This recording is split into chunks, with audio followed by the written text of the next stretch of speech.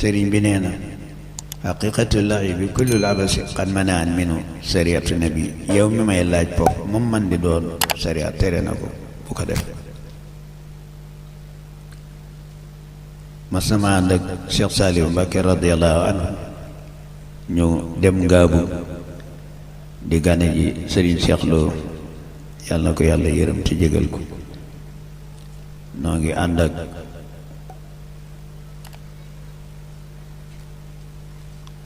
sëñ Moussa Gueye mi sëriñ bi bëggoon lool keroog ba ko bàyyam di andi ne ko wattu na alxuraan da ko ne ku tuutee nii kay mënta wattu ñu jóge Badar sëñ bi ne ko tàmbalee laal ba ci fann bas naaw sëñ bi ne ko noppi ne bàyyam wax nga dëgg de mokkal na de. sëñ Moussa moomee bokk ca ngan nga bañ jullee gee ba noppi sëñ bi ne ko dama bëgg nga waxtaanoon ci sëriñ Touba. mu ne am na benn bis boobu day dañoo jàkkee sëriñ bi ci njaareem sëriñ bi day def bu duggee daal di ñor di volontaire bi ñu daal di liqaam jullit takkusaan la sëñ bi yéex a génn lool bañ defee ne duuti ñëw kay jiite sëriñ bi ne jalañ daal di ubbi volontaire bi kenn liqaamut